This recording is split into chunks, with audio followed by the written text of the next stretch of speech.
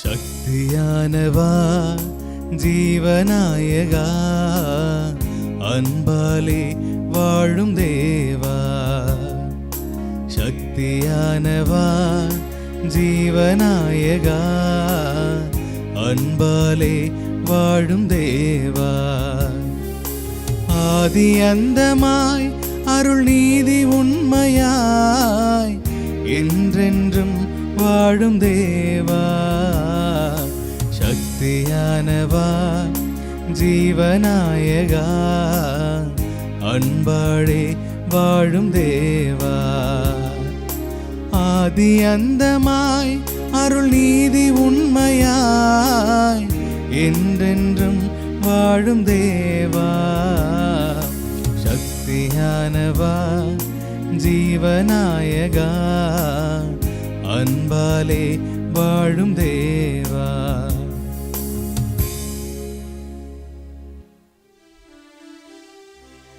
தந்தை மகன் தூயாவியின் பெயராலே ஆமென்.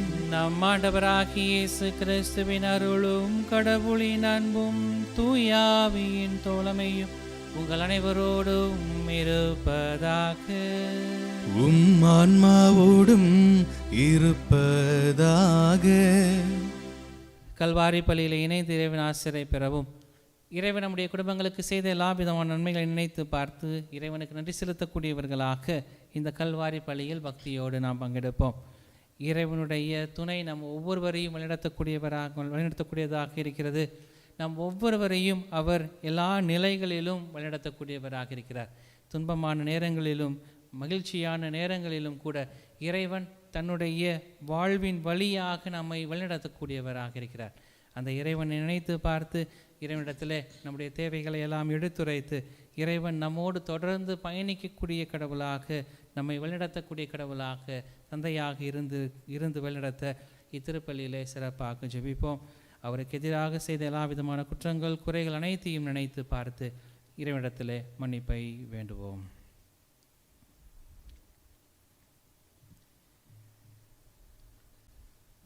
எல்லாம் அல்ல இறைவனிடமும் சகோதர சகோதரிகளே, உங்களிடமும் நான் பாவி என்று ஏற்றுக்கொள்கிறேன்.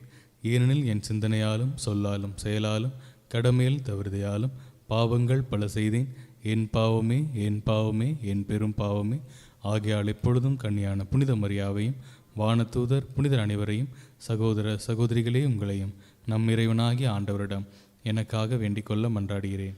இயலாமல்ல இறைவன் நம்மீது இரக்கம் வைத்து நம் பாவங்கள் அனைத்தையும் மன்னித்து நம்மை நிறைவான மகிழ்ச்சியான வாழ்வுக்கு அழைத்து செல்வாராக. ஆமென்.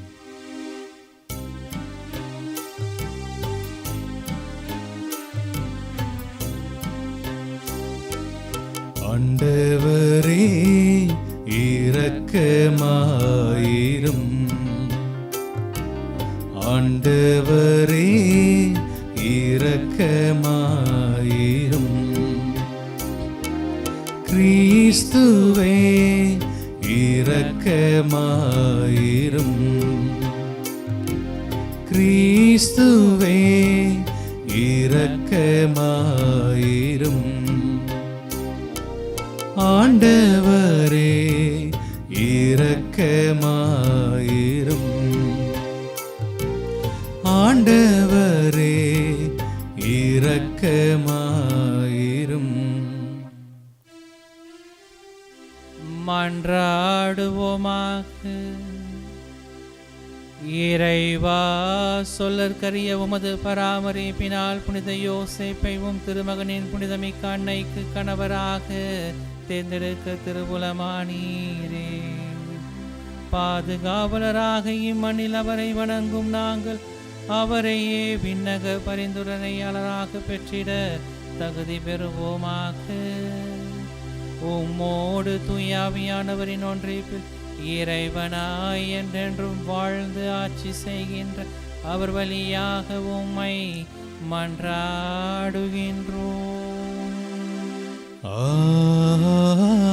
ஆமென். முதல் வாசகம். கடவுளின் பணியாளரான மோசேயின் பாடலையும் ஆட்டுக்குட்டியின் பாடலையும் பாடிக்கொண்டிருந்தார்கள். திருத்துதர் யோவான் எழுதிய திருவெளிப்பாட்டு நூலிலிருந்து வாசகம். பிரிவு 15, இறை வார்த்தைகள் 1 முதல் 4 முடிய. சகோதரர் சகோதரிகளே, யோவான் என்னும் நான் பெரியதும் வியப்புக்குரியதுமான மற்றோர் அடையாளத்தை விண்ணகத்தில் கண்டேன். 7 வான தூதர்கள் 7 வாதைகளை கொண்டிருந்தார்கள். இறுதியான அந்த வாதைகளோடு கடவுளின் சீற்றம் முற்றிலும் தணியும். நெருப்போடு கலந்த கண்ணாடி கடல் போன்ற ஒன்றையும் கண்டேன். தொடர்ந்து விலங்கின் மீதும் அதன் சிலை மீதும் எண்ணால் குறிக்கப்பெற்ற அந்த ஆள் மீதும் வெற்றி பெற்றவர்கள் கடவுள் கொடுத்திருந்த யாழ்களை ஏந்திய வண்ணம் கண்ணாடி கடல் அருகே நின்று கொண்டிருக்க கண்டேன். அவர்கள் கடவுளின் பணியாளரான மோசேயின் பாடலையும் ஆட்டுக்குட்டியின் பாடலையும் பாடிக்கொண்டிருந்தார்கள். கடவுளாகிய ஆண்டவரே, எல்லாம் வல்லவரே, உம் செயல்கள் பெரியன, வியப்புக்குரியன. மக்களினங்களின் மன்னரே, உம் வழிகள் நேரியவை, உண்மையுள்ளவை. ஆண்டவரே, உமக்கு அஞ்சாதவர் யார்? உமது பெயரை போற்றி புகழாதார் யார்? நீர் ஒருவரே தூயவர். எல்லா மக்களினங்களும் உம் திருமுன் வந்து வணங்கும், ஏனெனில் உம் நீதி செயல்கள் வெளிப்படையாயின. ஆண்டவரின் அருள்வாக்கு. இறைவனுக்கு நன்றி.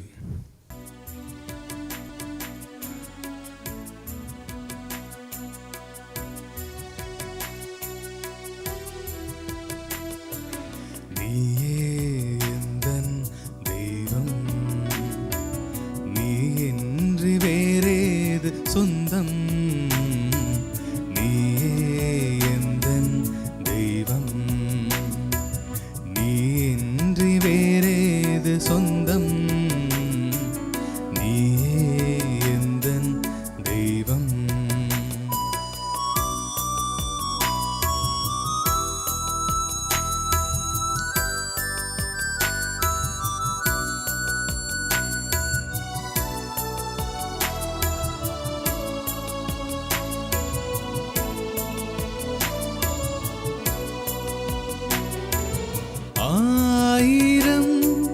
மனிதரில் என்னை தேடினாய்,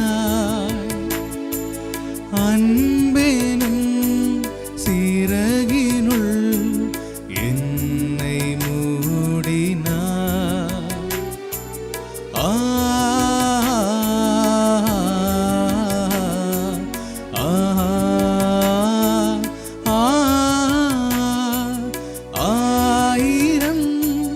மனிதரில் என்னை தேடினாய், அன்பெனும் சிறகினுள் என்னை மூடினாய். கண்ணென காத்திட எந்தன் நெஞ்சில் வா வா, கவலையின்றி நான் வாழ என்னில் எழுந்து வா. நீயே எந்தன் தெய்வம், நீரின்றி வேறேது சொந்தம், நீயே எந்தன் தெய்வம்.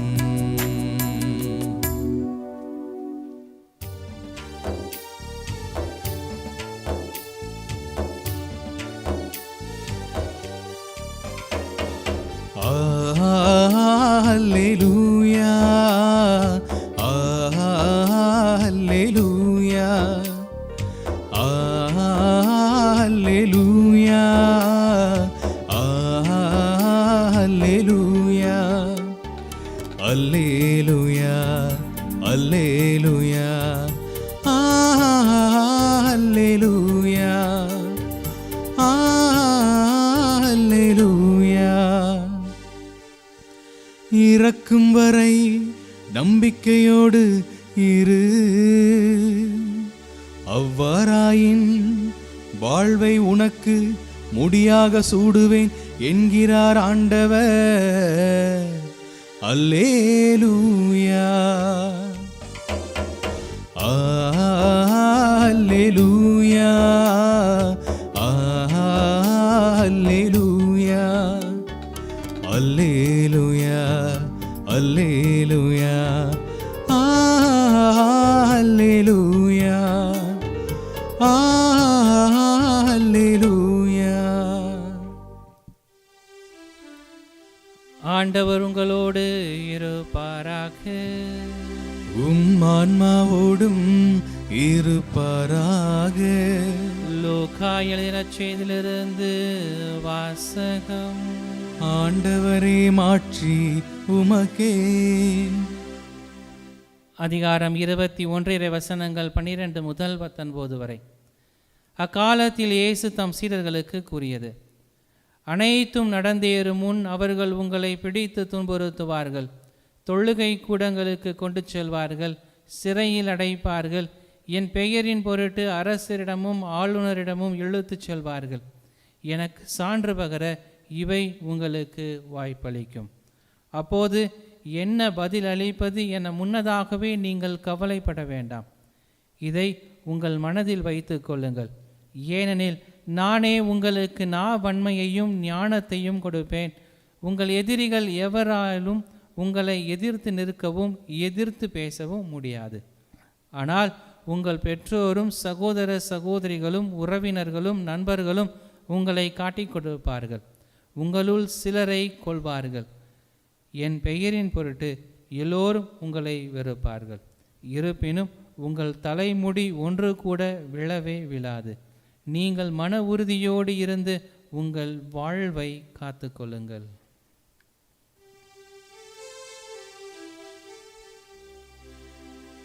ஆண்டவரின் அருள்வாக்கு. கிறிஸ்துவே உமக்கு புகழ். கிறிஸ்துவுக்குள் எனக்கு மிகவும் பிரியமான அன்பு சகோதர சகோதரிகளே, நீங்கள் சாட்சி அளிக்கக்கூடிய ஒரு நேரத்தை இறைவன் இந்த நாளிலே நமக்கு தரக்கூடியவராக இருக்கிறார். நீங்கள் சாட்சி அளிக்கக்கூடிய ஒரு நபர்களாக மாற வேண்டும் என்கின்ற ஒரு செய்தியை தான் இன்றைய வழிபாடு நமக்கு தரக்கூடியதாக இருக்கிறது. நாம் ஒரு விஷயத்தை பார்க்கிறோம் என்றால் அல்லது ஒரு காரியத்தை பார்க்கிறோம் என்றால் அதை பார்த்துவிட்டு அதை சாட்சி அளிக்கக்கூடியவர்களாக இருக்கிறோம் அல்லது அதற்கு சாட்சியம் பகரக்கூடியவர்களாக இருக்கிறோம். நம்முடைய வாழ்வில் நடக்கக்கூடிய ஏதாவது ஒரு காரியத்தை நினைத்து அது கடவுள் செய்ததாக இருக்கட்டும் அல்லது கடவுளுடைய நன்மையாக இருக்கட்டும், அதை நாம் சாட்சி அளிக்கக்கூடியவர்களாக இருக்கிறோம். ஒரு படம் பார்க்கிறோம், அந்த படம் நன்றாக இருக்கிறது என்றால் அதை நன்றாக இருக்கிறது என்று சொல்லி அந்த படத்தின் விமர்சனத்தை கொண்டு நாம் சாட்சி அளிக்கக்கூடியவர்களாக இருக்கிறோம்.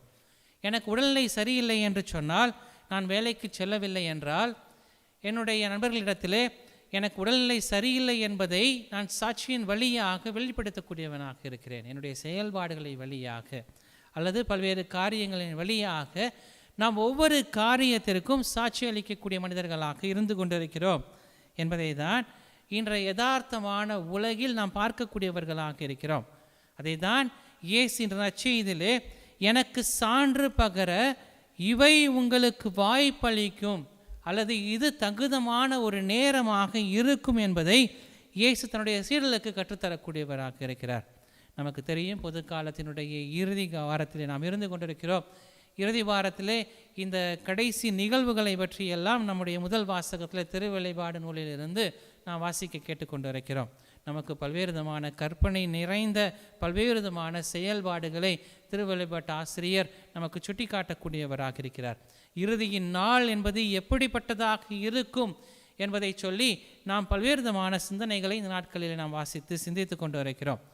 ஆனால் இயேசு நச்சிதன் வழியாக எனக்கு சான்று பகர இவை உங்களுக்கு வாய்ப்பளிக்கக்கூடியதாக இருக்கும். இயேசுவை பற்றி தெரிந்த நபர்கள், இயேசுவை பற்றி அறிந்த நபர்கள், இயேசுவை பற்றி தெரிந்து பல்வேறு விதமான காரியங்களை புரிந்து கொண்டிருக்கக்கூடியவர்கள் இயேசுவுக்கு சாட்சி பகரக்கூடிய ஒரு வாழ்வை வாழ வேண்டும் என்பதை இன்றைய வாசகம் எப்படி சாட்சியான ஒரு வாழ்வை நாம் வாழலாம் என்பதை எல்லாம் சிந்திக்கக்கூடிய ஒரு நிகழ்வுகளை நமக்கு தரக்கூடியதாக இருக்கிறது.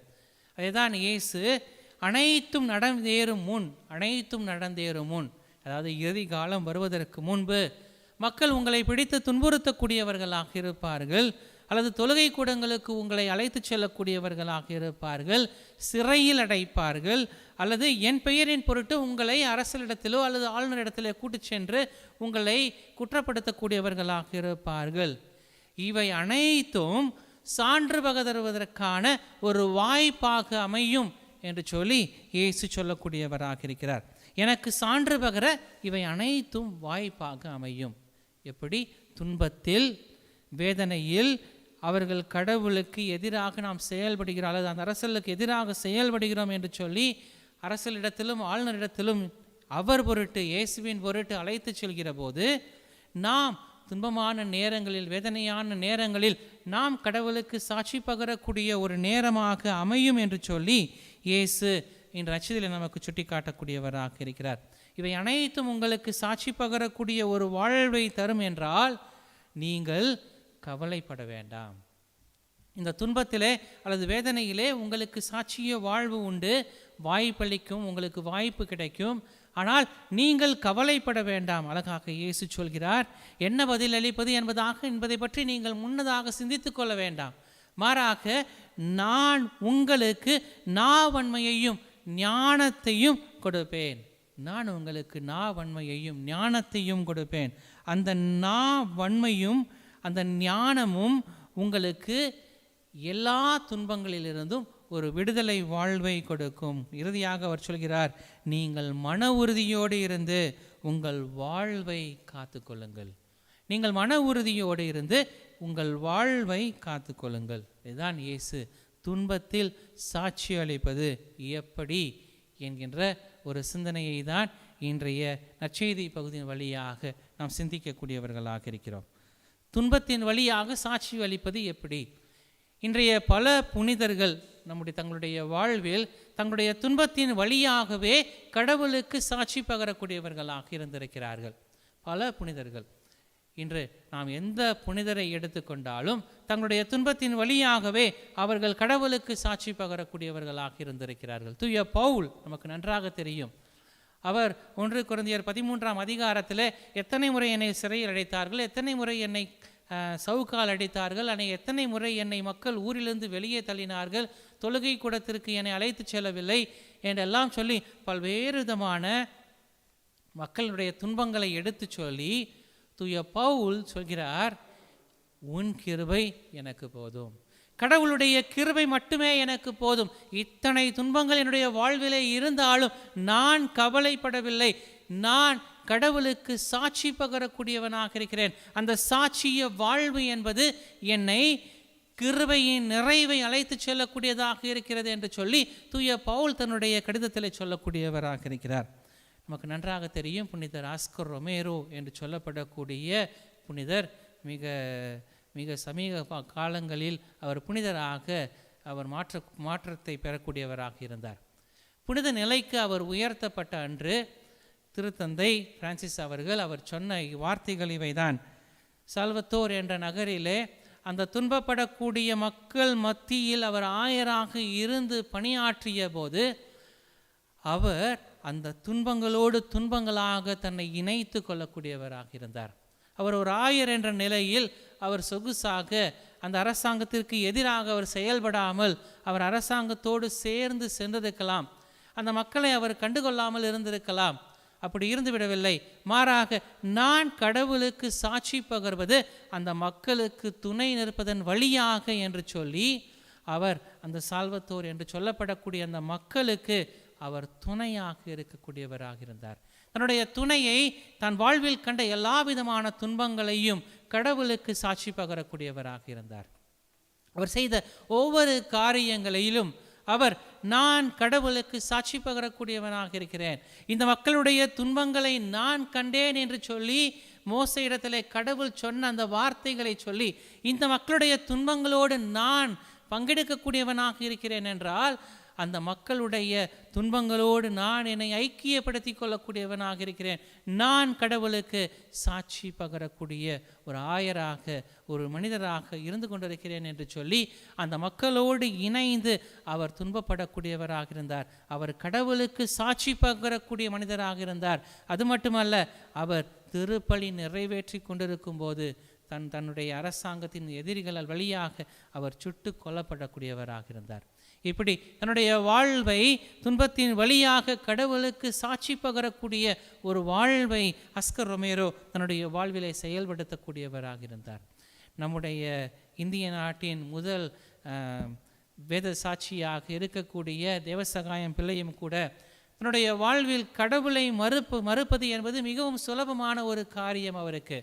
ஆனால் நான் கிறிஸ்தவனாக மாறியிருக்கிறேன், அந்த கிறிஸ்தவ வாழ்வை நிறைவாக வாழுவேன் என்று சொல்லி அந்த புனித தேவசகாயம் தன்னுடைய வாழ்விலே கடவுளுக்கு சாட்சி பகரக்கூடிய ஒரு வாழ்வை தன்னுடைய துன்பத்தின் வழியாகவும், அவருக்கு எத்தனையோ வேதனைகள், அவருடைய வரலாறை படிக்கிற போது அவருக்கு எத்தனையோ வேதனைகள், அவரை இங்கும் அங்குமாக அழைத்து அவரை கொடுமைப்படுத்தக்கூடியவர்களாக அந்த அரசாங்கம், திருவிதாங்கூர் அரசாங்கம் இருக்கக்கூடியதாக இருக்கிறது, அரசவை. ஆனால் தேவசகாயம் பிள்ளை தன்னுடைய வாழ்விலே கடவுளுக்கு நான் சாட்சி பகரக்கூடிய ஒரு வாழ்வை வாழ்கிறேன். என்னை எத்தனை முறை நீங்கள் கொடுமைப்படுத்தினாலும், துன்பப்படுத்தினாலும், வேதனைப்படுத்தினாலும் கடவுள் ஒருவரே என்பதை நான் ஆணித்தனமாக சொல்வேன் என்று சொல்லி அவர் கடவுளுக்கு சாட்சி பகரக்கூடிய ஒரு வாழ்வை வாழக்கூடியவராக இருந்தார். இப்படி தன்னுடைய வாழ்வில் இன்று நாம் எத்தனை புனிதர்களை, எல்லா புனிதர்களும் எடுத்துக்கொண்டாலும் தங்களுடைய வாழ்வில் எல்லா துன்பங்களையும் கடவுளுக்கு சாட்சி பகரக்கூடிய ஒரு வாழ்வை அவர்கள் மேற்கொள்ளக்கூடியவர்களாக இருந்தார்கள். அதை தான் இன்றைய நற்செய்தியிலே இயேசு நமக்கு கற்றுக் கொடுக்கக்கூடியவராக இருக்கிறார். உங்களை பிடித்து துன்புறுத்தக்கூடியவர்களாக இருப்பார்கள், உங்களை சிறையில் அடைப்பார்கள், என் பெயரின் பொருட்டு அரசரிடமும் ஆளுநரிடமும் உங்களை அழைத்து செல்லக்கூடியவர்களாக இருப்பார்கள், இழுத்துச் செல்வார்கள். ஆனால் இவை அனைத்தும் சான்று பகர, என்னை பற்றி சான்று பகர உங்களுக்கு ஒரு வாய்ப்பளிக்கக்கூடியதாக இருக்கும் என்று சொல்லி இயேசு சொல்லக்கூடியவராக இருக்கிறார். ஆம், இன்று துன்பங்கள் மத்தியில் நாம் நம்மை எப்படி ஐக்கியப்படுத்தி கொள்ளக்கூடியவர்களாக இருக்கிறோம். பல நேரங்களில் நம்முடைய தினத்திலே துன்பங்கள் வருகிற போது, வேதனைகள் வருகிற போது அது கடவுள் நமக்கு தரக்கூடிய ஒரு சாட்சி அளிக்கக்கூடிய ஒரு நிகழ்வாக நாம் பார்க்கக்கூடியவர்களாக இருக்கிறோமா? சாதாரண மனிதர்களால் அது முடியாது என்று. ஆனால் இயேசு நற்செய்தியிலே துன்பங்கள் வழியாகவும் நாம் கடவுளுக்கு சாட்சி பகரக்கூடியவர்களாக இருக்க வேண்டும் என்பதை நமக்கு கற்றுத்தரக்கூடியவராக இருக்கிறார். நான் ஒரு புத்தகத்தில் ஒரு நிகழ்வை வாசித்தேன். அமேசான் காடுகளில் பல்வேறு விதமான மூலிகை செடிகள் இருப்பது நமக்கு நன்றாக தெரியும்.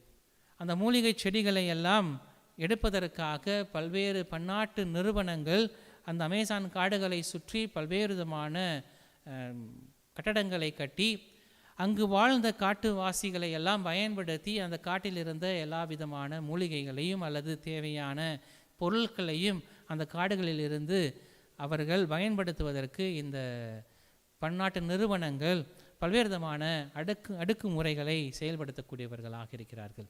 பிரேசில் நாட்டைச் சேர்ந்த ஒரு அருள் சகோதரிகள் 3 நபர்கள் அந்த இடத்திற்கு செல்லக்கூடியவர்களாக இருக்கிறார்கள். இந்த அமேசான் காடுகளில் உள்ள அந்த காட்டு பகுதி அந்த மக்களோடு வாழ்ந்து அவர்களுக்கு தேவையான ஆன்மீக உதவிகளை செய்ய வேண்டும் என்பதற்காக 3 அருள் சகோதரிகள் ஒரு சபையிலிருந்து செல்கிறார்கள். அவர்கள் பணி செய்யக்கூடியவர்களாக இருக்கிறார்கள். 2 ஆண்டுகள் ஆகிறது, 3 ஆண்டுகள் ஆகிறது. அந்த 3 அருள் சகோதரிகள், ஒரு சகோதரி, என்னால் இங்கிருந்து பணி செய்ய முடியாது, காரணம் இந்த பன்னாட்டு நிறுவனங்களில் இருக்கக்கூடிய பல்வேறு விதமான தலைவர்கள் நமக்கு எதிராக செயல்படக்கூடியவர்களாக இருக்கிறார்கள், நம்மை கொன்று விடுவார்கள் என்று சொல்லி பயந்து இந்த 3 அருள் சகோதரிகள் ஒரு அருள் சகோதரி தன்னுடைய நாட்டிற்கு ஓடி செல்லக்கூடியவராக இருக்கிறார். அந்த ஓடி சென்று விடுகிற நிலையில் அந்த சபையினுடைய தலைவி இன்னொரு அருள் சகோதரியை அந்த காட்டு பகுதிக்கு அனுப்பக்கூடியவராக இருக்கிறார். இப்போது இந்த காட்டிற்கு வந்த புதிய அருள் சகோதரி இந்த மக்களுடைய நிலையை பார்க்கக்கூடியவராக இருக்கிறார். இந்த மக்களை சுரண்டுகிற அந்த முதலாளித்துவ அல்லது அந்த பன்னாட்டு நிறுவனங்களின் தலைவர்களை கேள்விக்கு உள்ளாக்கக்கூடியவராக இருக்கிறார். காரணம், இந்த காட்டுவாசிகள் வாழக்கூடிய அந்த பகுதியில் இருக்கக்கூடிய நிலங்களை எல்லாம் அபகரித்து அந்த அபகரிப்பின் வழியாக இவர்கள் பல்வேறு விதமான காரியங்களை பன்னாட்டு நிறுவனங்கள் செய்வதை இந்த அருள் சகோதரி உற்று நோக்கி இதற்கான ஒரு காரியத்தை நாம் செய்ய வேண்டும் என்று சொல்லி இந்த மக்களை எல்லாம் ஒன்று திரட்டி அந்த மக்களிடத்திலே உங்களுக்கு அநியாயம் நடக்கிறது என்பதை எல்லாம் சுட்டி காட்டி அவர்களை ஒன்று திரட்டி பல்வேறுமான போராட்டங்களை இந்த பன்னாட்டு நிறுவனங்களுக்கு எதிராக செய்யக்கூடிய ஒரு தலைமைத்துவ பண்பை அந்த அருள் சகோதரி செய்யக்கூடியவராக இருக்கிறார். இதை பார்த்த அந்த பன்னாட்டு நிறுவனங்கள் பல்வேறு விதமான கொடுமைகளை எல்லாம் அந்த அருள் சகோதரிக்கு செய்யக்கூடியவர்களாக இருக்கிறார்கள். அப்போது இந்த அருள் சகோதரி தன்னுடைய தாய்க்கு ஒரு அழகான கடிதத்தை எழுதுகிறார். அந்த கடிதத்தில் என்னை இங்கு பல்வேறு விதமான துன்பங்கள் வேதனைகள் எல்லாம் எனக்கு உண்டாகக்கூடியதாக இருக்கிறது. இங்கே இருக்கக்கூடிய முதலாளிகள் எங்களை எல்லாம் கொடுமைப்படுத்தக்கூடியவர்களாக இருக்கிறார்கள். எங்களுக்கு உணவு கூட கிடைப்பதற்கான வழிகளை அவர்கள் செய்வதில்லை. இந்த மக்களை எல்லாம் கொடுமைப்படுத்தி துன்பப்படுத்தக்கூடியவர்களாக இருக்கிறார்கள். எனக்கு மிகவும் கஷ்டமாக இருக்கிறது என்று சொல்லி இந்த அருள் சகோதரி தன்னுடைய தாய்க்கு ஒரு கடிதத்தை எழுதுகிறார். அப்போது அந்த தாயினுடைய கடிதம் இவருக்கு கிடைப்பதற்கு முன்பதாக இந்த பன்னாட்டு நிறுவனங்கள் இந்த சகோதரியை சுட்டு கொலை செய்யக்கூடிய ஒரு நிகழ்வு நடந்து விடுகிறது. அப்போது அந்த இடத்தில் மிகப்பெரிய கிளர்ச்சி ஏற்படக்கூடியதாக இருக்கிறது. அங்கு அந்த இருந்த 2 அருள் சகோதரிகள் தன்னோட அந்த தாயிடம் இருந்து ஒரு கடிதம் வருகிறது. அந்த கடிதத்தை பிரித்து பார்க்கிறார்கள். அந்த கடிதத்திலே இவ்வாறு எழுதப்பட்டிருக்கிறது: அன்பு மகளே, நீ கடவுளுக்காக பணி செய்கின்றிருக்கிறாய். உனக்கு எப்பேற்பட்ட துன்பம் வந்தாலும் நீ கடவுளுக்கு நன்றி செலுத்தி அந்த மக்களை கடவுளிடத்தில் ஒப்பு கொடுத்து நீ அந்த இடத்தில் தொடர்ந்து பணி செய்ய வேண்டும் என்று சொல்லி அந்த தாய் அந்த கடிதத்தில் எழுதியிருக்கிறார். இதை பார்த்த அந்த 2 அருள் சகோதரிகளுக்கும் மிகவும் கடினமாக துன்பமாக இருக்கிறது. இதை பார்த்து அந்த மக்களும் வேதனைப்படக்கூடியவர்களாக இருக்கிறார்கள்.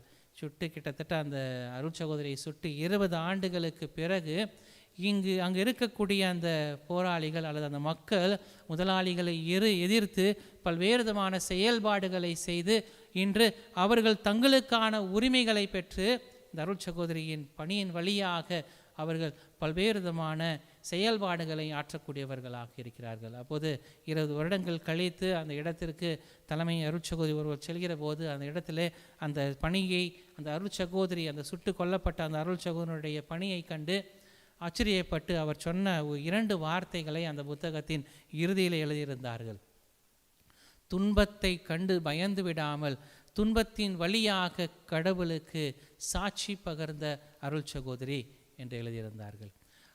துன்பத்தை கண்டு பயந்து விடவில்லை, மாறாக துன்பத்தின் வழியாக கடவுளுக்கு சாட்சி பகரக்கூடிய ஒரு அருள் சகோதரியாக அந்த அருள் சகோதரி தன்னுடைய வாழ்வை மாற்றிக்கொள்ளக்கூடியவராக இருந்தார்.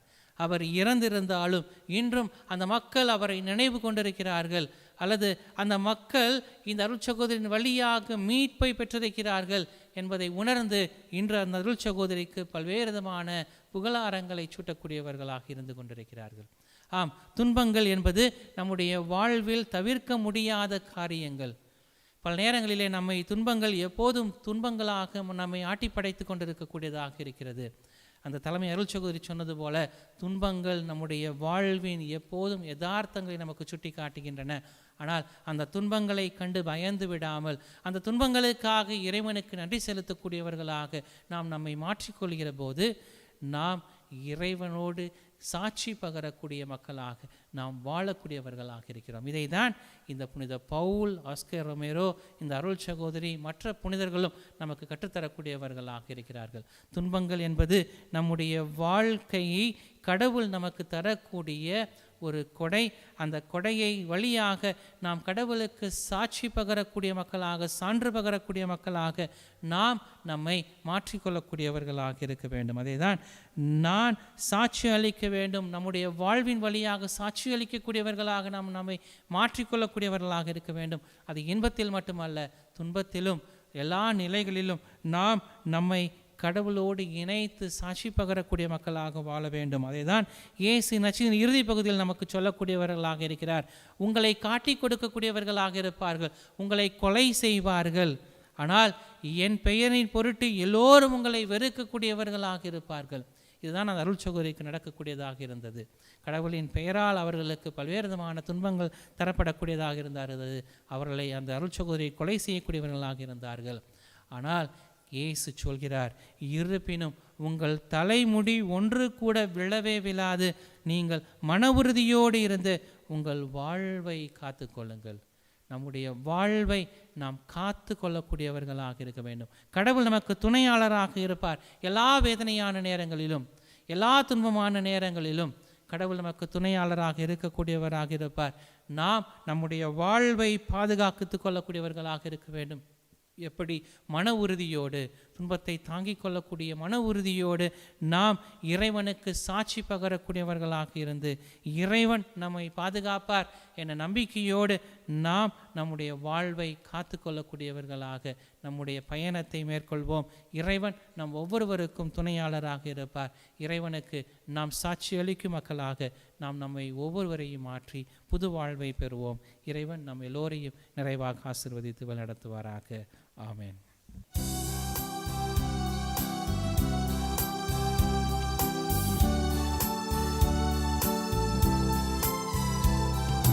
உழைப்பின் கனிது உனக்காக, உன்னருள் கொடைகளின் பலனாக.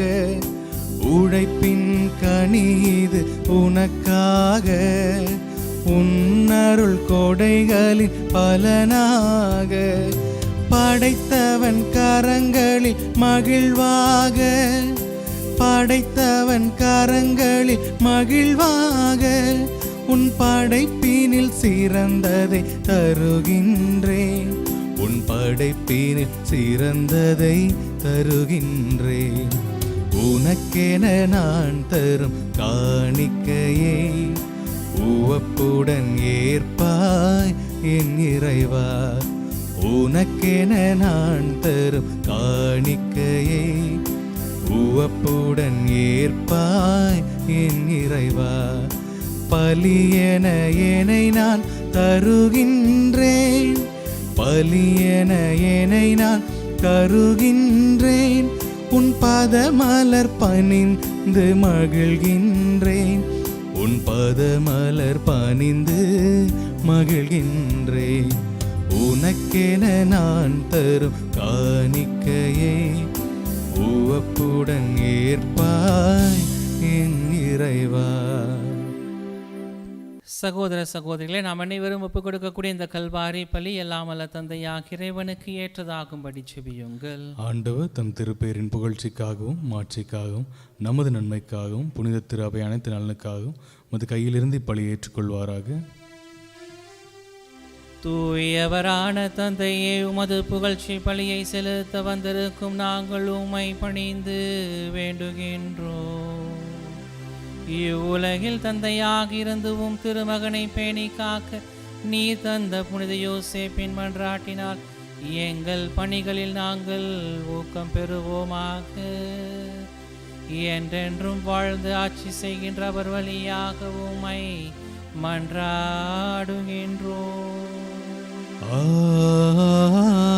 ஆமென். ஆண்டவர் உங்களோடு இருப்பாராக. உம் ஆன்மாவோடும் இருப்பாராக. மகிழ்வுறும் இதயங்களை ஆண்டவரிடம் எழுப்புங்கள். ஆண்டவரிடம் எழுப்பியுள்ளோ நம் இறைவனாகிய ஆண்டவருக்கு நன்றி பண்பாடி மகிழ்வோம். அது தகுதியும் நீதியும் ஆனதே. ஆண்டவரே, தூயவரான தந்தை, என்றும் உள்ள எல்லாம் வல்ல இறைவா, எந்நாளும் எவ்விடத்திலும் நாங்கள் உமக்கு நன்றி செலுத்துவதும் புனித யோசேப்பின் வணக்க நாளில் தக்க புகழுரை சாற்றி உம்மை ஏத்தி போற்றுவதும் மெய்யாகவே தகுதியும் நீதியுமாகும். எங்கள் கடமையும் மீட்புக்குரிய செயலுமாகும். நேர்மையாளராகிய அவரை கடவுளின் தாயாகிய கன்னிமரியாவுக்கு கணவராக தந்து தூயாவின் நிழலிட்டதால் தன்னை கருத்தரித்த உம்முடைய ஒரே திருமகனை எங்கள் ஆண்டவர் இயேசு கிறிஸ்துவுக்கு தந்தையை போலிருந்து காப்பாற்றும் வண்ணம் நம்பிக்கையும் உண்மதியும் உள்ள பணியாளர் என அவரை உமது குடும்பத்திற்கு தலைவராக ஏற்படுத்தினீர். கிறிஸ்து வழியாகவே உமது மாண்பை வானக தூதர் அனைவரும் புகழுகின்றனர். தலைமை தாங்குவோருமை வழிபடுகின்றனர். அதிகாரம் செலுத்துவோரும் திருமுன் நடுங்குகின்றனர். வானங்களும் அவற்றின் உள்ளாற்றல்களும் செராஃபின்களும் ஒன்று கூடி அக்களித்து மகிழ்ந்து கொண்டாடுகின்றன. அவர்களோடு எங்கள் குரலையும் சேர்த்து கொள்ளுமாறு நாங்கள் அனைவரும் உம்மை தாழ்மையுடன் இறைஞ்சி புகழ்ந்து அக்களித்து மகிழ்ந்து பாடுவதாவது: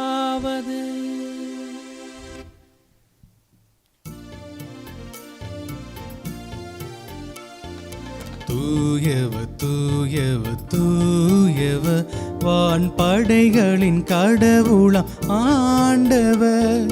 விண்ணகமும் வண்ணகமும் உமது மாட்சியா நிறைந்துள்ளன. உன்னதங்களிலே ஓசன்னா, உன்னதங்களிலே ஓசன்னா. ஆண்டவர் பெயரால் வருகிறவர் ஆசி பெற்றவர். உன்னதங்களிலே ஓசன்னா, உன்னதங்களிலே ஓசன்னா.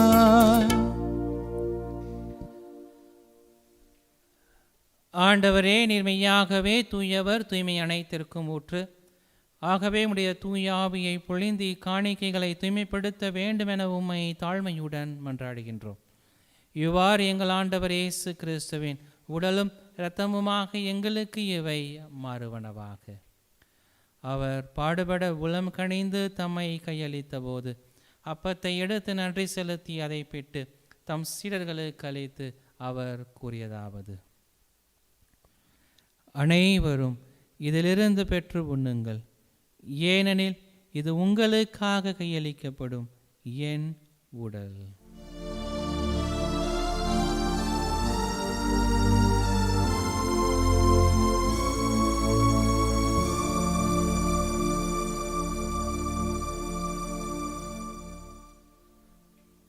அவ்வண்ணமே இரவு விருந்தை அருந்திய பின் கிண்ணத்தையும் எடுத்து மீண்டும் உமக்கு நன்றி கூறி தம் சீடர்களுக்கு அளித்து அவர் கூறியதாவது: அனைவரும் இதிலிருந்து பெற்று பருகுங்கள், ஏனெனில் இது புதிய நிலையான உடன்படிக்கை கூறிய என் இரத்தத்தின் கிண்ணம். இது பாவ மன்னிப்புக்கென்று உங்களுக்காகவும் பலருக்காகவும் சிந்தப்படும். இதை என் நினைவாக செய்யுங்கள்.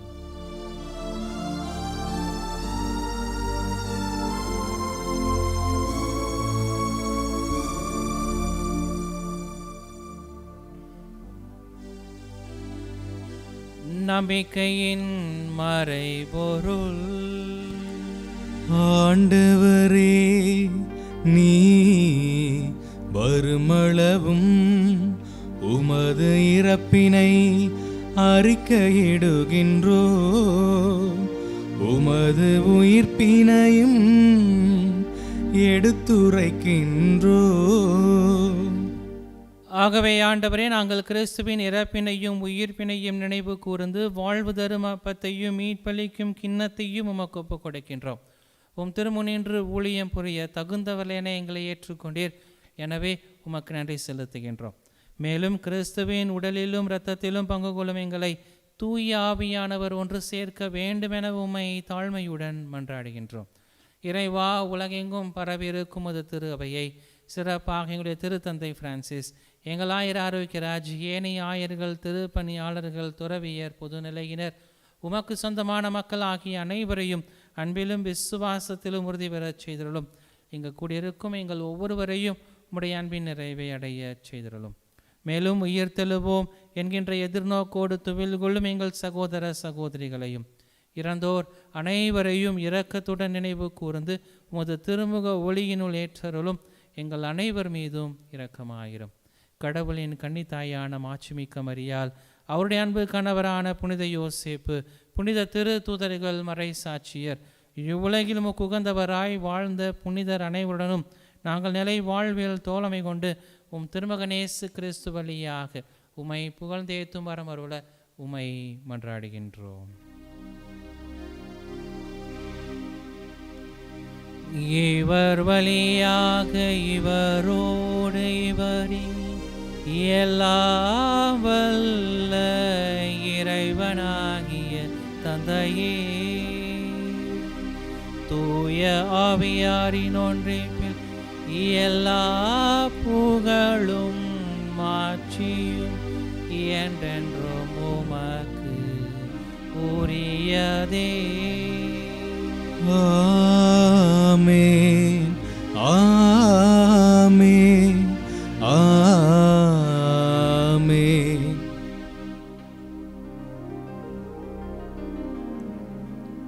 மீட்பரின் கட்டளையால் கற்பிக்கப்பட்டு இறை படைப்பினையால் பயிற்சி பெற்ற நாம் அனைவரும் துணிந்து பாடி செவிப்போம்.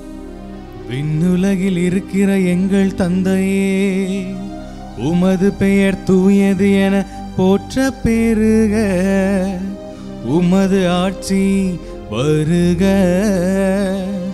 உமது திருவுள்ளம் விண்ணுலகில் நிறைவேறுவது போல மண்ணுலகிலும் நிறைவேறுக.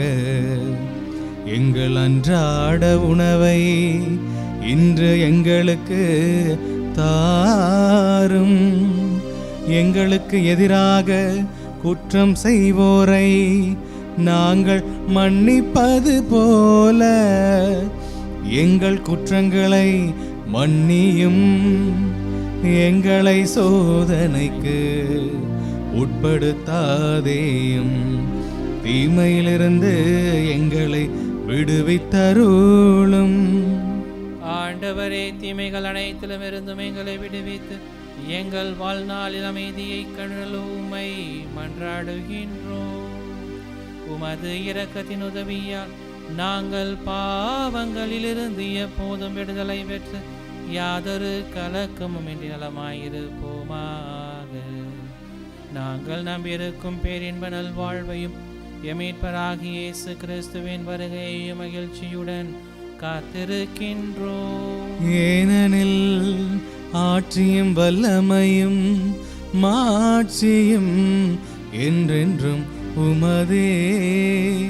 ஆண்டவராகிய இயேசு கிறிஸ்துவே, அமைதியை உங்களுக்கு விட்டுச் செல்கிறேன், என் அமைதியையே உங்களுக்கு அளிக்கிறேன் என்று உடைய திருத்தூதர்களுக்கு மொழிந்தீரே.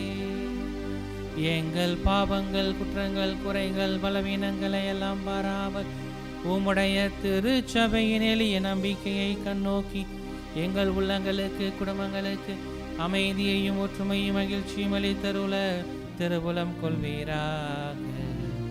என்றென்றும் வாழ்ந்து ஆட்சி செய்கின்றவர் நீரே. ஆமென். ஆண்டவருடைய சமாதானம் உங்களோடு என்றும் இருப்பதாக. உம் ஆன்மாவோடும் இருப்பதாக. ஒருவருக்கொருவர் உறவின் வாழ்த்தை பகிர்ந்து மகிழ்வோம். உலகின் பாவங்களை போக்கும் இறைவனின் செம்மறியே, எங்கள் மேல் இரக்கமாயிரும். உலகின் பாவங்களை போக்கும் இறைவனின் செம்மறியே, எங்கள் மேல் இரக்கமாயிரும். உலகின் பாவங்களை போக்கும் இறைவனின் செம்மறியே, எங்களுக்கு அமைதி அளித்தருளும்.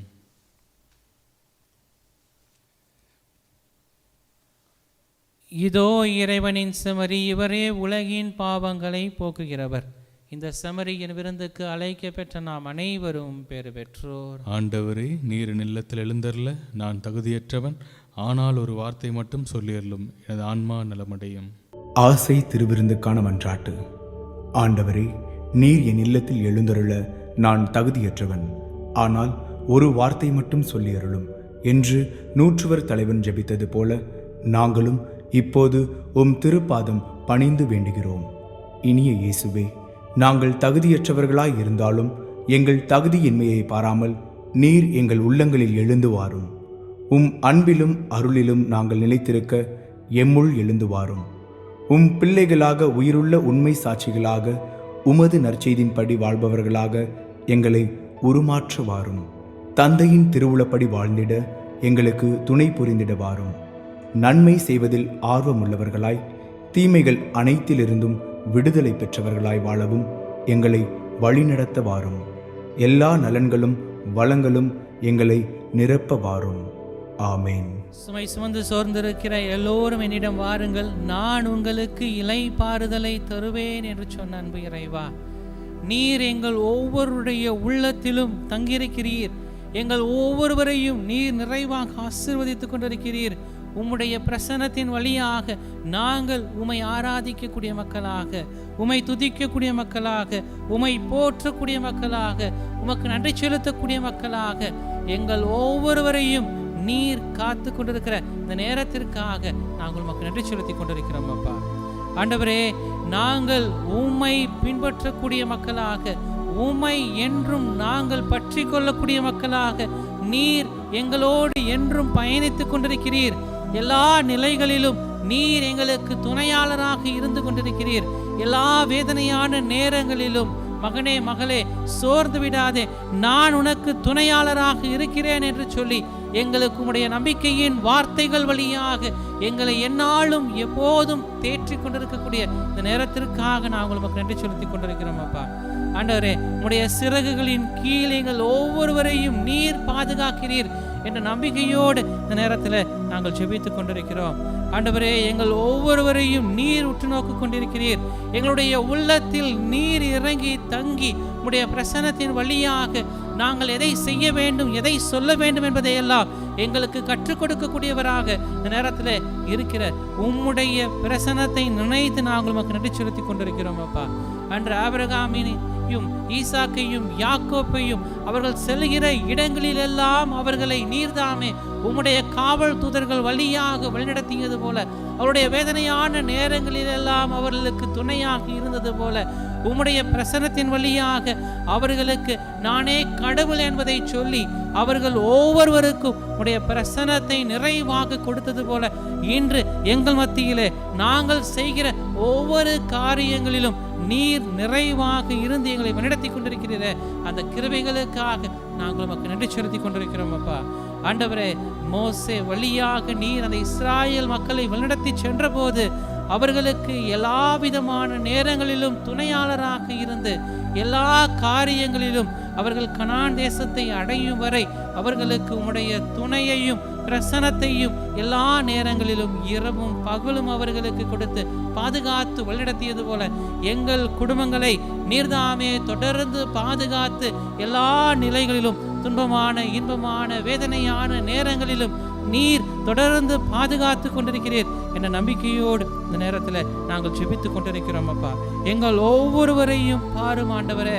ஆண்டவரே, நாங்கள் ஒருபோதும் அவமானத்திற்கு உள்ளாகாத மாதிரி தலை குனிந்து விடாமல் நீர்தாமே எங்களை எப்போதும் மகிழ்ச்சியின் மக்களாக, மீட்பின் மக்களாக எங்கள் ஒவ்வொருவரையும் தலைநிமிரச் செய்து கொண்டிருக்கிற இந்த நேரத்திற்காக நாங்கள் உமக்கு நன்றியோடு துதித்துக் கொண்டிருக்கிறோம் அப்பா.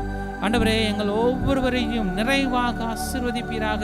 உம்முடைய அபிஷேகம் இந்த நேரத்தில் எங்கள் மத்தியிலே நிறைவாக இறங்கி நாங்கள் செய்கிற ஒவ்வொரு காரியங்களிலும் உம்மை பிரதிபலிக்கக்கூடிய மக்களாக எங்கள் ஒவ்வொருவரையும் எங்களுடைய குடும்பங்களையும் நீர் உருமாற்றுகிறீர் என்ற நம்பிக்கையோடு இந்த நேரத்தில் நாங்கள் ஜெபித்துக் கொண்டிருக்கிறோம் அப்பா.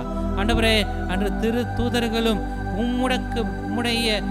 உம்முடைய செயல்பாடுகளுக்கு அஞ்சி அவர்கள் பயந்து கொண்டிருந்த போது நீர் உம்முடைய துணையாளரை அவர்களுக்கு நிறைவாக கொடுத்து அவர்கள் எதை செய்ய வேண்டும், எப்படி சொல்ல வேண்டும் என்பதையெல்லாம் அவர்களுக்கு கற்றுக் கொடுத்து அவர்களை காத்து வழிநடத்தியது போல இன்று எங்கள் ஒவ்வொருவரையும் நீர் காத்து வழிநடத்துகிறீர் என்ற நம்பிக்கையோடு இந்த நேரத்தில் நாங்கள் ஜெபித்துக் கொண்டிருக்கிறோம் அப்பா. ஆண்டவரே, எத்தனையோ தேவைகள் மத்தியிலே நாங்கள் உம்மை அண்டி வந்திருக்கிறோம். எங்களுடைய தேவைகளை எல்லாம் நாங்கள் கேட்பதற்கு முன்பதாகவே நீர் அறிபவர். அத்தனையையும் நீர் எங்களுக்கு நிறைவாக பெற்றுத் தருகிறீர் என்ற நம்பிக்கையோடு இந்த நேரத்தில் நாங்கள் ஜெபித்துக் கொண்டிருக்கிறோம் அப்பா. ஆண்டவரே, நீர் எங்களை ஒருபோதும் கைவிடுவதில்லை, நீர் எங்களை ஒருபோதும் வெட்கத்திற்கு உள்ளாக்குவதில்லை என்ற நம்பிக்கையோடு இந்த நேரத்தில் நாங்கள் ஜெபித்துக் கொண்டிருக்கிறோம். ஆண்டவரே, திருமணமாகி குழந்தை பாக்கியம் இல்லையே என்று ஜெபிக்கிற ஒவ்வொரு குழந்தையையும் நிறைவாக ஆசீர்வதித்து உம்முடைய நிறைவின் வாழ்வை அவர்களுக்கு தருவீராக.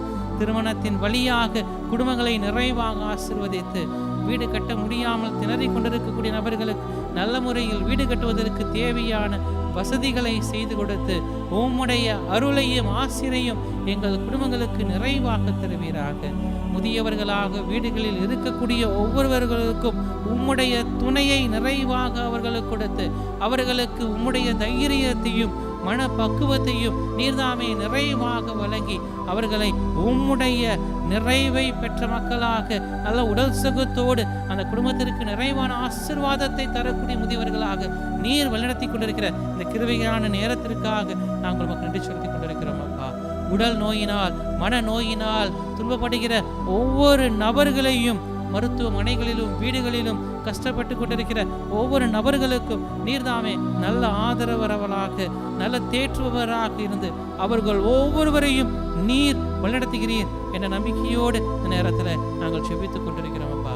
எங்கள் ஒவ்வொருவரையும் நிறைவாக ஆசீர்வதியும். உம்முடைய பிரசன்னத்தின் வழியாக உம்முடைய நிறைவின் வழியாக எங்களுடைய பாவங்கள் அனைத்தையும் போக்கி சாபங்கள் அனைத்தையும் போக்கி எல்லா விதமான கேடுகள் எல்லா விதமான தீமைகள் அனைத்திலும் இருந்தும் எங்களுக்கு விடுதலை வாழ்வை கொடுத்து நாங்கள் புது மக்களாக உம்மை பின்பற்றி வாழும் மக்களாக எங்கள் ஒவ்வொருவரையும் நீர் நிறைவாக ஆசீர்வதித்திருக்கிறீர் என்ற நம்பிக்கையோடு இந்த நேரத்தில் நாங்கள் செபிக்கிறோம் அப்பா.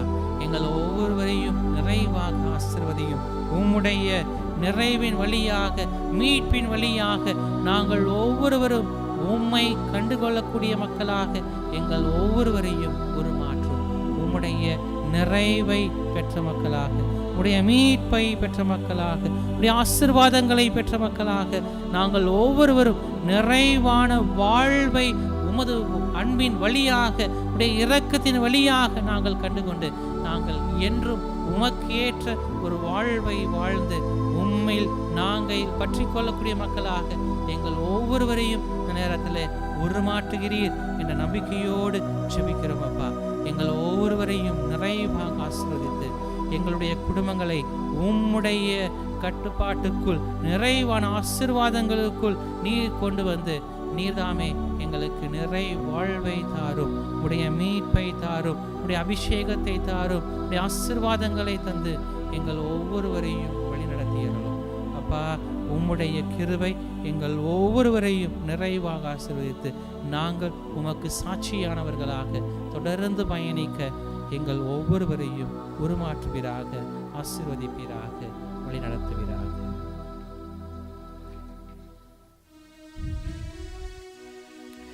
நன்றியோடு மன்றாடுவோமாக. ஆண்டவரே, உமது மாண்புக்குரிய மனை நிகழ்வுகளை நிறைவேற்றுவதில் நேர்மையாளரும் உமக்கு கீழ்ப்படிதல் உள்ளவருமான புனித யோசேப்பு பணிபுரிந்தார். உயிரளிக்கும் இவர்கள் அடையாளங்களால் புத்துயிர் பெற்றுள்ள நாங்கள் அவருடைய எடுத்துக்காட்டாலும் பரிந்துரையாலும் உதவி பெற்று நீதியிலும் புனிதத்திலும் என்றும் உமக்கென வாழ்வோமாக. எங்கள் ஆண்டவராகிய இயேசு கிறிஸ்து வழியாக உம்மை மன்றாடுகின்றோம். ஆமென். ஆண்டவர் உங்களோடு இருப்பாராக. உம் ஆன்மாவோடும் இருப்பாராக. எல்லாம் வல்ல இறைவன் தந்தை மகன் தூயாவி நம் அனைவரையும் நிறைவாக ஆசீர்வதித்து வழி நடத்துவாராக. ஆமென். இறைவனின் அன்பை உணர்ந்தவர்களாக சென்று வாழுவோம். திருப்பலி நிறைவுற்றது. இறைவனுக்கு நன்றி.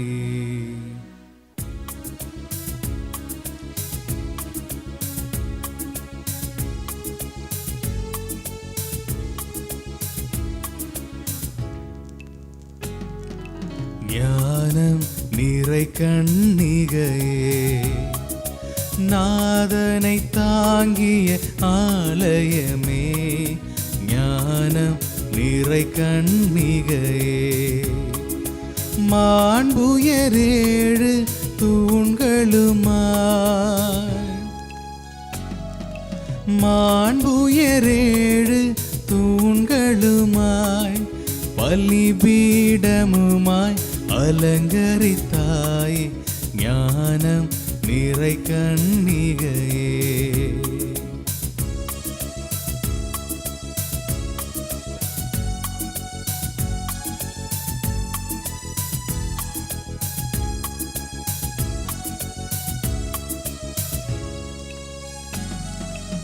பாவ நிழலே அணுகா. பாதுகாத்தா உனையே பரமன், பாவ நிழலே அணுகா.